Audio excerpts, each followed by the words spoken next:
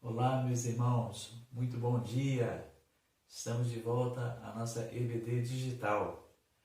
Ainda não temos uma data afirmada para a volta dos nossos cultos presenciais, na nossa EBD presencial. Então, vamos dar continuidade a esse trabalho por esse meio, pelo meio digital.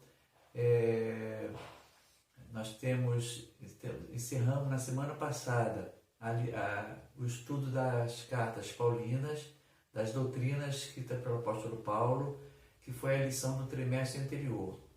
Como nós estamos no novo trimestre, conversando com o nosso pastor, fomos orientados a dar continuidade a esse projeto, agora pegando um outro material. E o material escolhido pelo nosso pastor e em concordância com os professores, em concordância conosco, foi o livro Maturidade Cristã. Então, esse livro Maturidade Cristã, que ele aborda alguns assuntos em relação à vida cristã, a como um discípulo ele pode crescer, como um discípulo ele pode aprender e vivenciar a vida cristã. Não estudaremos ele todo, mas estudaremos alguns capítulos dele. E o primeiro que nós vamos abordar é a lição número 1, que trata o discípulo e a Bíblia, o discípulo e o estudo da Bíblia. E para tanto, a gente vai abordar esse tema em 2 ou 3 aulas, porque é um tema muito vasto, é um tema que é muito interessante, é um tema que nós temos muita coisa a aprender sobre a palavra de Deus. Eu vou basear essa primeira lição, o discípulo e o estudo da Bíblia, a partir desse material, o que é a Bíblia, da Sociedade Bíblica Brasileira. Estaremos mergulhando nas águas da Palavra de Deus. Estaremos nadando nesse lindo mar que é a Palavra de Deus. Nós estaremos, porque existem tesouros nas profundezas da Palavra. Existem coisas importantes, existem coisas maravilhosas a nos ser reveladas. E eu gostaria de estar chamando para esse vídeo não apenas os adultos, mas até mesmo os adolescentes e jovens podem compartilhar, podem ver, porque nós temos informações importantes. Acredito que para alguns vai ser uma revisão, porque estarei falando dos livros da Bíblia, estarei falando das divisões da Bíblia, estaremos falando sobre a origem da Bíblia, e para muitos será uma revisão. Mas tenho certeza que para outros esse conteúdo será novidade, esse conteúdo será novo. Então, convido a todos que chamem seus filhos, os adolescentes, da sua família, os jovens, para que possam compartilhar esse estudo, que não é apenas dedicado aos adultos, ele é para toda a igreja. Vai existir um relativo aprofundamento, mas nós temos que nos aprofundar na palavra de Deus, porque existe uma própria orientação da Bíblia que nós devemos conhecer a palavra. E conhecereis a verdade, e a verdade vos libertará. Nós estamos vivendo uma época em que poucos conhecem a Bíblia. Nós estamos vivendo uma época em que a própria igreja desconhece a palavra de Deus. E é por esse objetivo, por esse propósito, que eu estarei me dedicando nessas próximas lições a nós mergulharmos, como eu falei, nas profundezas da palavra, para que a gente possa descobrir mais. Haverão outras coisas que não serão ditas, porque o estudo é muito profundo, o estudo é muito consistente, mas eu tenho certeza que será de grande proveito para toda a igreja, para todos nós, nosso crescimento espiritual e nosso relacionamento para com Deus. Então convide a todos, compartilhe esse vídeo, leve para amigos, para pessoas que querem conhecer sobre a Bíblia, que nós estaremos estudando sobre a rica palavra de Deus. E como eu me alegro de estudar a palavra de Deus, como eu sou feliz em estudar esse livro maravilhoso, que é o nosso guia de fé e prática, a palavra de Deus. A gente vai começar então orando, agradecendo ao Senhor por essa oportunidade de estudar essa palavra, porque em muitos países, em muitos lugares, esse estudo não é possível, devido às proibições do governo, devido às proibições da própria sociedade. Então nós estaremos agradecendo ao Senhor. Convido a você que feche seus olhos e vamos orar. Senhor, muito obrigado pelo início desse trimestre. Muito obrigado pelo início desse estudo, Pai. da qual nós estaremos nos debruçando sobre a Tua Palavra. Fale aos nossos corações através dela e que o Teu Santo Espírito, Pai, que inspirou para essa Escritura, Ele venha também nos revelar, venha também nos mostrar as maravilhas e os tesouros escondidos na Tua Palavra. Que a gente possa crescer, que a gente possa aprender, mas não apenas isso, que a gente possa propagar e espalhar a Tua Palavra, porque assim é a Tua vontade. Eu te agradeço por essa oportunidade, nos abençoe nesses estudos. Abençoe cada irmão que está ao alcance desse vídeo nesse momento. Visite as suas dificuldades e dá um espírito a cada um de nós curioso, investigador e com um profundo amor pela Tua Palavra. Esse é meu desejo e a minha oração. Em nome de Jesus. Amém. Portanto, irmãos, vamos começar vendo o vídeo o que é a Bíblia. Como a Bíblia foi dividida. Qual a origem da palavra Bíblia? Como ela foi escrita e quando ela foi escrita? Quais são as divisões da Bíblia? É um vídeo bem interessante e tenho certeza que você vai gostar muito. Esse vídeo ele foi produzido pela Sociedade Bíblica do Brasil e ele vai ser apresentado pelo pastor Wilson Slotz, consultor da Sociedade Bíblica Brasileira. Ok? Vamos então ao vídeo. Uma boa aula para você.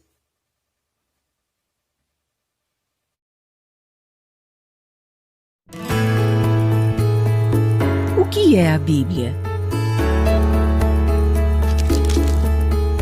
Livro sagrado, livro divino, livro santo. Ao longo dos séculos, a Bíblia Sagrada já foi chamada de várias maneiras. E hoje, no século XXI, ainda é o livro dos livros. É o livro mais traduzido, mais distribuído e mais lido em todo o mundo. Mas será que todas as pessoas sabem o que ela contém e por que é tão importante? O que é a Bíblia para você? É a palavra de Deus. É o meu guia. A Bíblia é a nossa norma de prática e fé. A Bíblia é essencial para a vida do homem, né? Ela dá um norte na nossa vida, né? É ali que eu encontro o que eu necessito do meu dia a dia. Algumas pessoas pensam que a Bíblia é uma leitura complicada ou antiquada, que não tem nada a ver com os dias de hoje. Pelo contrário, você vai descobrir que é possível aprender coisas novas com ela o tempo todo. São coisas que têm a ver com o nosso dia a dia, para cuidar melhor do mundo e das pessoas que vivem nele. Quer embarcar com a gente nessa viagem? Qual a origem da palavra Bíblia? A palavra Bíblia vem do grego biblia, que significa livros. É daí que vem também a palavra biblioteca, usada para designar um conjunto de livros. E por que ela é chamada Bíblia Sagrada? Porque ela contém as chamadas Escrituras Sagradas, ou seja, os livros que formam a Palavra de Deus. Hoje existem Bíblias de diferentes formatos, para que cada vez mais pessoas tenham acesso aos seus ensinamentos. Quem escreveu a Bíblia?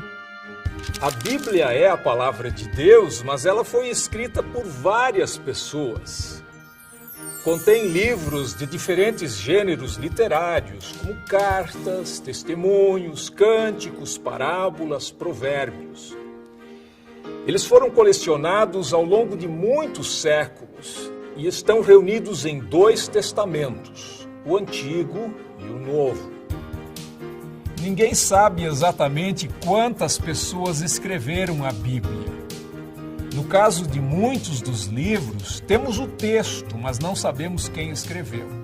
A gente pode dizer que a Bíblia é um livro escrito a muitas mãos. Há milhares de anos, os antigos costumavam usar vários suportes para escrever.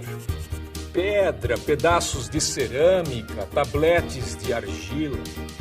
Os primeiros livros foram escritos em rolos de couro tratado, conhecido como pergaminho, ou em papiro, um tipo de papel feito de fibras vegetais prensadas. As canetas eram uma espécie de canudo com ponta E a tinta era feita com uma mistura de ingredientes que muitas vezes incluía fuligem. Para conservar os rolos, eles eram mantidos dentro de vasos de cerâmica. Em que língua foi escrita a Bíblia? A Bíblia começou a ser escrita por pessoas que viviam na região que hoje chamamos de Oriente Médio. O Novo Testamento, que é a parte final da Bíblia, foi escrito em diferentes regiões do Império Romano. Como isso envolve um longo período de tempo, a Bíblia acabou sendo escrita em 3 línguas: hebraico, o aramaico e o grego. A maior parte do Antigo Testamento foi escrita em hebraico antigo, que era a língua falada pelo povo hebreu daquele tempo, e que serviu também de base para o hebraico moderno, que é falado hoje no Estado de Israel. O hebraico é um idioma no qual, ao contrário do português, escrevemos e lemos os textos da direita para a esquerda. Alguns séculos antes de Jesus, o hebraico foi substituído pelo aramaico, que foi falado por centenas de anos. Alguns trechos do Antigo Testamento, como partes do livro de Daniel, foram escritos em aramaico. Já o Novo Testamento foi escrito em diferentes regiões do Império Romano. Os cristãos o escreveram em grego koiné, que significa grego comum ou grego simples, que era a língua internacional daquele tempo. O grego era usado no contato entre as pessoas de diferentes culturas e compreendido em todo o Império Romano. O que são o Antigo e o Novo Testamentos? A primeira parte da Bíblia, chamada pelos cristãos de Antigo Testamento, é a Bíblia hebraica, o livro sagrado do povo judeu. O Antigo Testamento reúne livros que foram escritos ao longo de vários séculos, no período antes de Cristo. Eles foram sendo colecionados aos poucos e esta parte da Bíblia já estava pronta quando Jesus Cristo nasceu. O Antigo Testamento é composto por vários grupos de livros que contém desde o Gênesis, que fala do surgimento do mundo, do Jardim do Éden e Adão e Eva, até crônicas históricas sobre a saga do povo hebreu. Traz também salmos, provérbios, cânticos e as palavras dos profetas. A palavra testamento significa acordo, promessa ou aliança. E o Antigo Testamento menciona 3 importantes alianças de Deus com a humanidade. A aliança com Noé, simbolizada pelo arco-íris, quando Deus prometeu que nunca mais enviaria outro dilúvio para destruir a terra. A aliança com Abraão, em que Deus prometeu fazer dele o pai de uma grande nação abençoada, com mais descendentes que as estrelas do céu. E a aliança com Moisés, um acordo que dizia que o povo devia se guiar pelas leis de Deus. A base desse acordo são os 10 mandamentos, escritos em lousas de pedra e guardados inicialmente numa arca revestida de ouro, chamada de Arca da Aliança. O Novo Testamento é a segunda parte da Bíblia, que fala sobre Jesus Cristo e seus seguidores, os primeiros cristãos. Foi escrito nas primeiras décadas depois da morte de Jesus. Isso aconteceu cerca de 2000 anos atrás. O Novo Testamento é composto por vários conjuntos de livros. Os 4 evangelhos, que contam a história da vida, morte e ressurreição de Jesus. Atos dos Apóstolos, que conta a história do início da igreja cristã, com destaque para a atividade dos apóstolos Pedro e Paulo. As cartas ou epístolas escritas por Paulo e outros apóstolos, nas quais aparecem ensinamentos e palavras de encorajamento aos novos cristãos. E o livro do Apocalipse, que narra as visões de um homem chamado João sobre um novo céu e uma nova terra. O Novo Testamento fala da nova aliança feita por Deus com os homens por meio de Jesus. Ao instituir a Santa Ceia, Jesus abençoou o cálice e disse: "Este cálice é a nova aliança feita por Deus com o seu povo, aliança que é garantida pelo meu sangue derramado em favor de vocês." A Bíblia dita leis ou conta histórias? A Bíblia faz as duas coisas, mas o que chamamos de leis ou mandamentos são, na verdade, recomendações que mostram às pessoas a maneira certa de adorar a Deus e de tratar uns aos outros. E as histórias, que são a maior parte da Bíblia, dão encorajamento e esperança às pessoas nos tempos difíceis. Os livros históricos e os livros dos reis do Antigo Testamento, por exemplo, contam passagens da vida de pessoas como Josué, Rute, o corajoso rei Davi, que na infância foi um pastor de ovelhas, e o seu filho, o rei Salomão, célebre por sua sabedoria. Vários livros do Antigo Testamento são chamados de livros de sabedoria. Tratam de temas importantes como o sentido da vida, a questão do sofrimento e a forma correta de viver. Mesmo formando um grupo, esses livros são bem diferentes uns dos outros. O primeiro conta a história de Jó, um homem correto que teve uma vida muito sofrida e atribulada. O livro dos Salmos contém orações, hinos e poemas usados ainda hoje por judeus e cristãos em seus cultos. Os provérbios ajudam as pessoas a ter atitudes mais justas e sábias. O livro de Eclesiastes traz reflexões sobre a vida. E o Cântico dos Cânticos é uma coleção de poemas de amor. Quem foram os profetas bíblicos?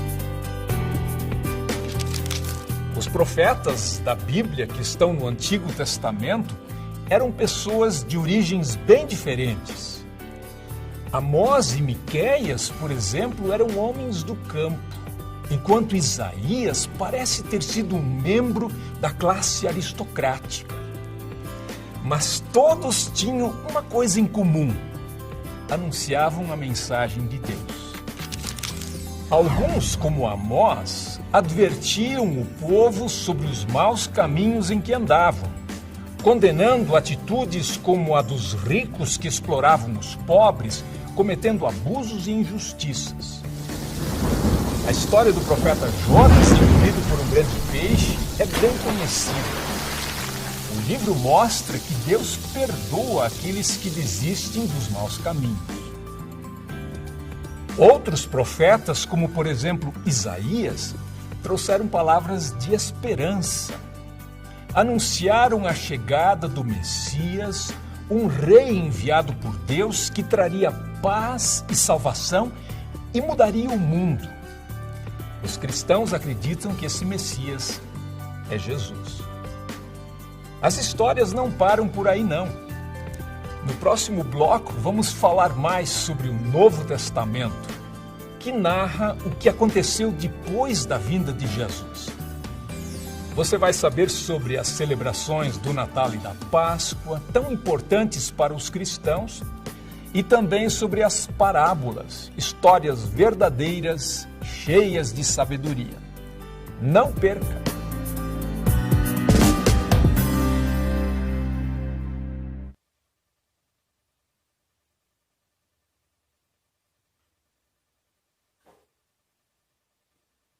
E aí, o que você achou? Gostou do vídeo? Quantas informações interessantes? Você viu quantas coisas podemos aprender?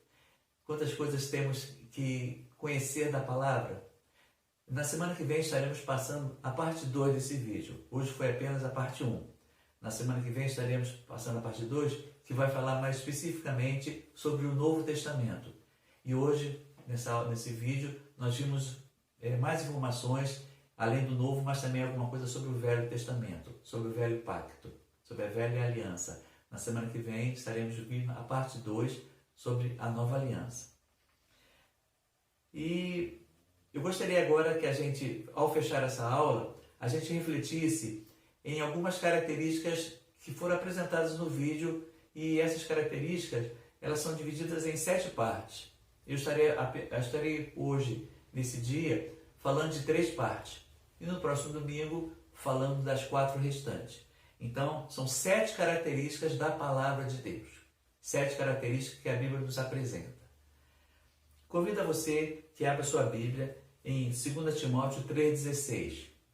2 Timóteo 3,16, que nos diz o seguinte: toda a Escritura é inspirada por Deus e útil para o ensino, para a repreensão, para a correção, para a educação na justiça. Repetindo, toda a Escritura é inspirada por Deus e útil para o ensino, para a repreensão, para a correção e para a educação na justiça. Portanto, o texto está nos afirmando que toda a Escritura é inspirada por Deus. E a Bíblia tem 66 livros. Ninguém hoje pode escrever o 67º livro, o livro de número 67. Além dos 66 livros que compõem a Bíblia, hoje ninguém pode botar mais um. Não existe mais essa possibilidade. A Bíblia é um livro fechado. Ela está fechada em 66 livros e não tem mais nenhum acréscimo. Por quê? Toda a Escritura é inspirada por Deus. Hoje, os homens não podem receber outra revelação não encontrada na Bíblia.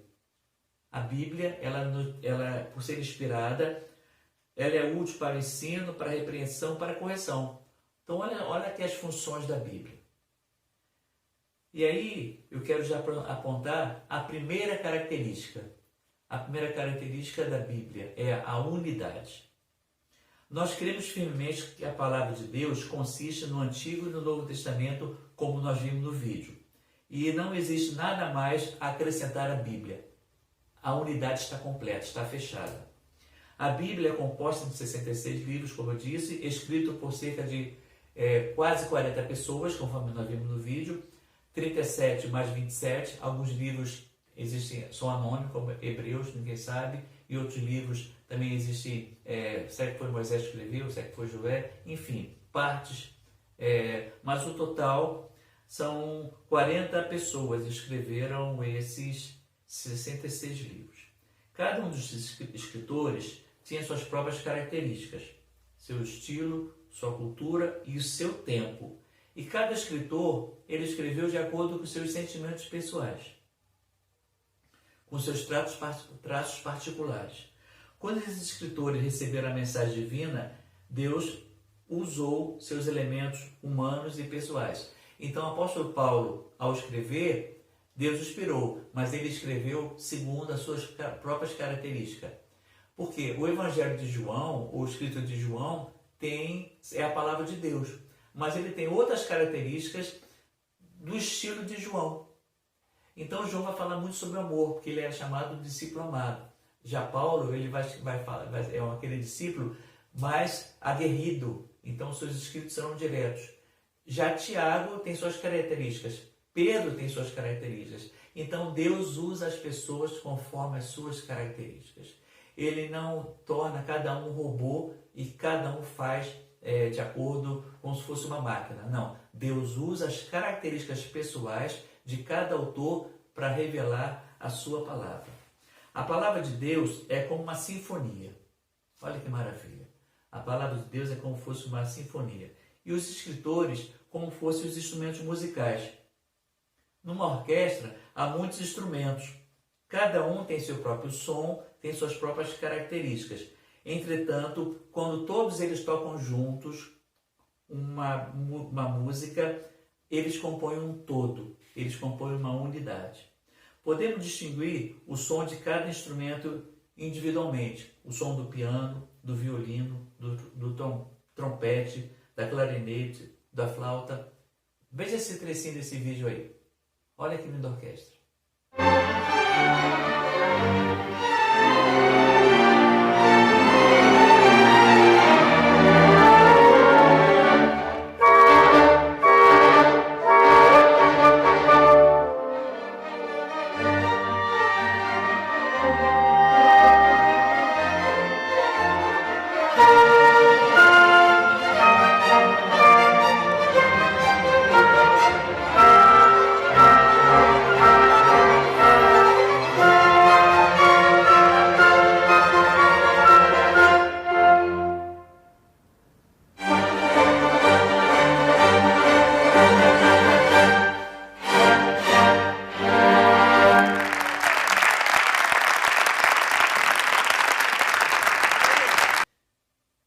Gostou? Então, assim é a palavra de Deus. No entanto, o que nós ouvimos não é uma confusão ou uma desordem, mas nós ouvimos uma sinfonia uniforme. Todos tocam a mesma música. Se cada um estivesse tocando uma música independente, o som seria insuportável, o som seria confuso. O mesmo é verdade em relação à palavra de Deus. Cada autor tem suas características, tem seu som, tem suas peculiaridades. Apesar disso, todos falam da palavra de Deus. Os 40 autores, cada um tem suas características, mas todos falam da mesma palavra. Por isso, são como instrumentos, cada um com suas características, porém todos tocando a mesma sinfonia, a palavra de Deus. Foram 40 pessoas diferentes que escreveram, mas a palavra é uma só. Por isso, existe a unidade da palavra de Deus. Muitos instrumentos, mas uma só música. Essa é a primeira característica da unidade. O Antigo Testamento é composto, como nós vimos, de 39 livros. Em termos cronológicos, o livro de Jó pode ter sido o primeiro a ser escrito, mas os 5 livros de Moisés estão bem no início da composição. No início da Bíblia, como nós vimos, está o Pentateuco, os 5 primeiros livros escritos por Moisés. E aqui nós vamos para a segunda característica. A segunda característica chama sincronicidade. Sincronicidade. O que é isso? O que quer dizer sincronicidade? Quer dizer uma coisa sincrônica, uma coisa que flui, como se fosse uma corrente. Todos aqueles que escreveram depois de Moisés não fizeram seus escritos de forma independente, mas escreveram de acordo com aquilo que já tinha sido escrito antes. Como assim, José? O que você quer dizer com isso? Moisés escreveu o Pentateuco de modo independente, porque ele foi o primeiro. Gênesis, Êxodo, Levítico, Número e Deuteronômio. Embora Josué tenha escrito seu livro com base no Pentateuco, ele não escreveu independente. Isto é, a palavra de Josué não era independente. O seu ministério estava de acordo com aquilo que ele conheceu do ministério de Moisés e dos 5 livros que Moisés escreveu. O mesmo acontece com Samuel, que vem depois de Josué. O mesmo acontece depois de Davi, que vem depois de Samuel. O mesmo vai acontecer com os outros profetas que vieram depois de Davi. Então, todos eles estão alinhados com o primeiro. Então, existe uma sincronia. Existe uma sincronia. A exceção de Moisés, o qual foi chamado por Deus para escrever de forma independente, que ele foi o primeiro, recebeu diretamente de Deus aquela revelação, todos que vieram depois se tornaram escritores da palavra de acordo com a palavra que foi dada inicialmente a Moisés. Porque aquilo que Josué escreveu, ele não pode ser contra o que Moisés escreveu. Aquilo que Davi escreveu nos Salmos, ele não é contra o que aconteceu no livro de Juízes, nem no livro de Josué, nem no livro de Gênesis, por exemplo. Não, estão todos alinhados. Isso quer dizer o quê? Cada livro do Antigo Testamento foi composto desta forma.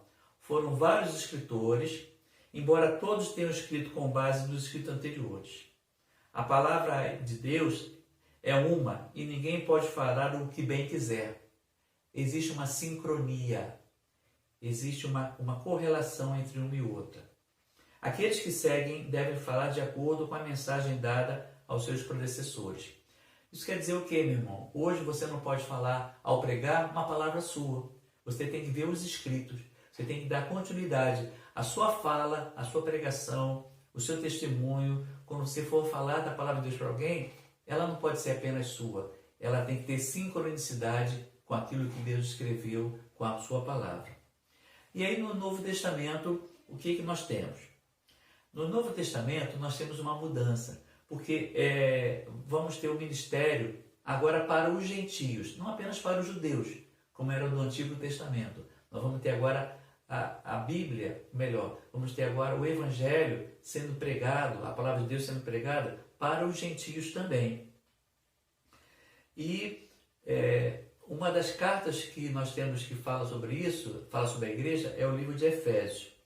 Além do livro de Efésios, que mostra esse novo relacionamento de Deus com os gentios, o povo que estava afastado, tudo que nós temos no Novo Testamento, ele está relacionado com algo do Velho Testamento. No Novo Testamento, há mais de 1.500 textos ou citações do Antigo Testamento. Então, o Novo Testamento não pode existir sozinho. O mesmo ocorre com as obras de Paulo. Não podemos excluir o Antigo Testamento e preservar parte do Novo Testamento. Também não podemos cortar os evangelhos e manter as cartas paulinas. Vocês estão entendendo? Se formos tirar tudo do Novo Testamento, o que é do Velho, vai ficar desfigurado.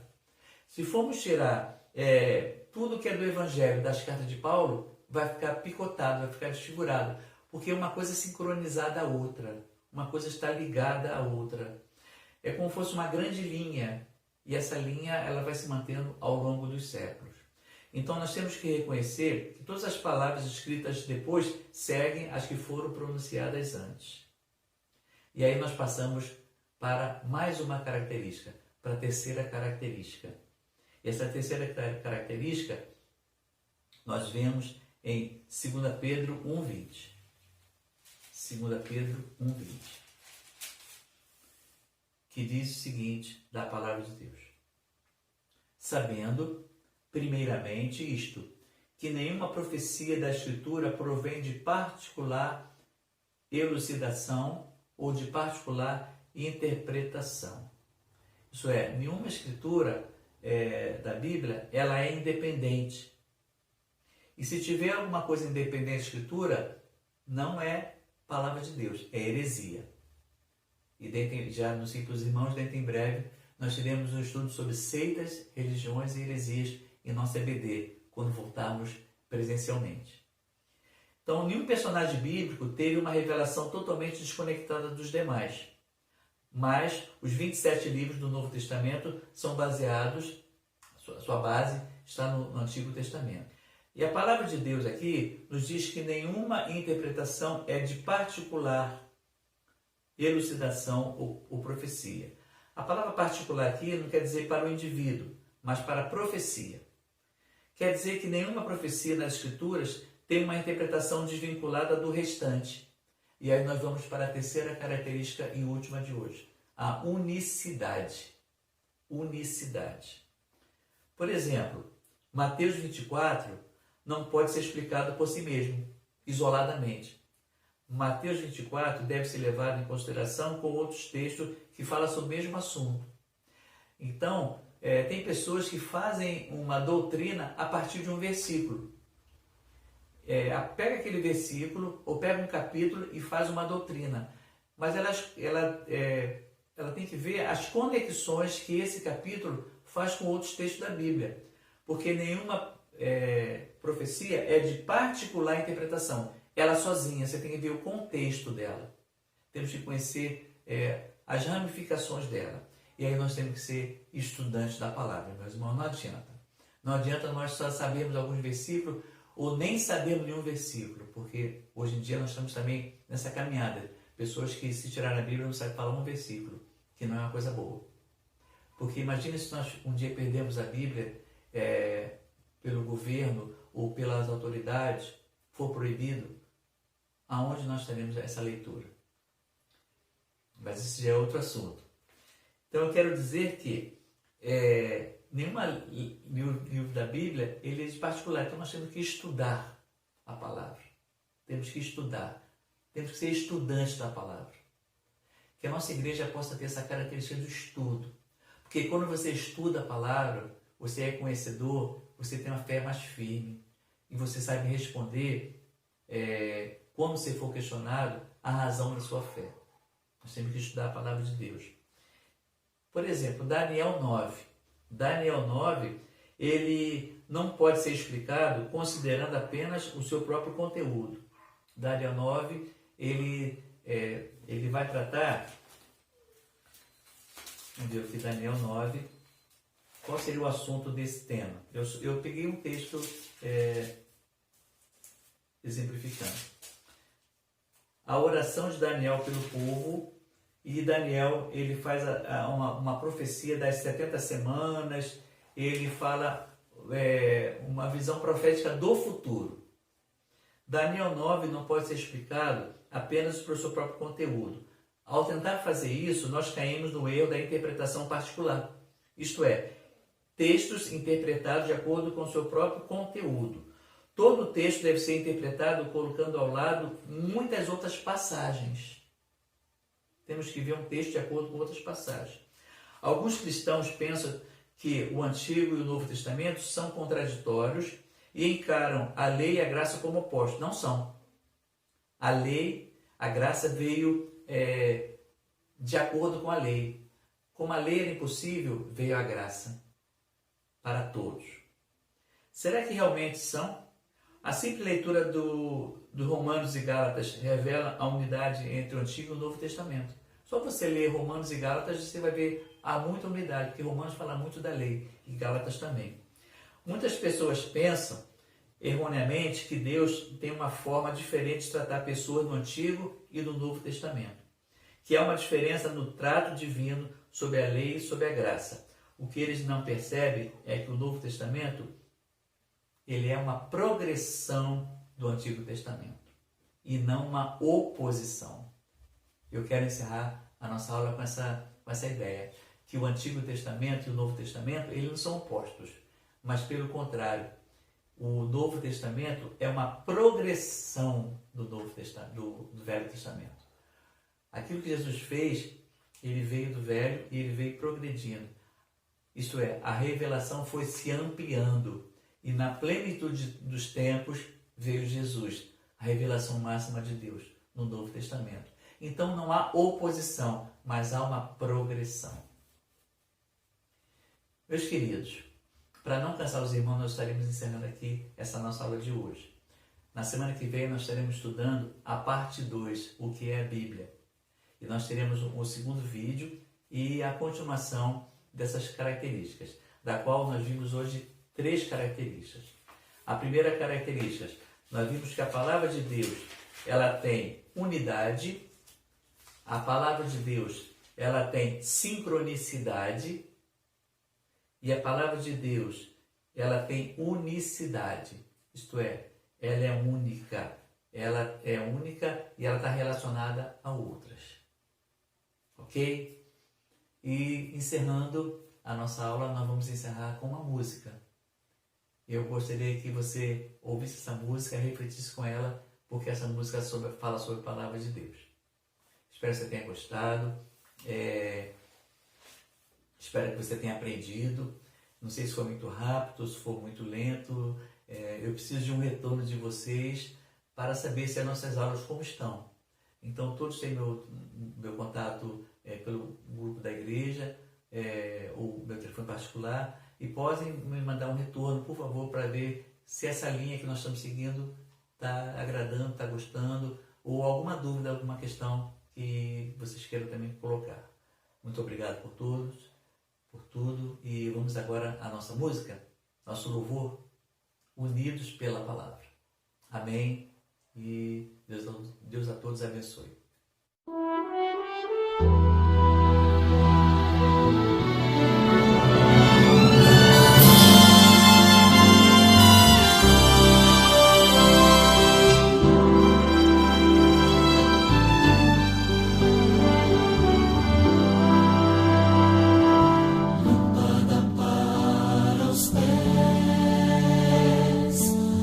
Para o caminho nós teremos.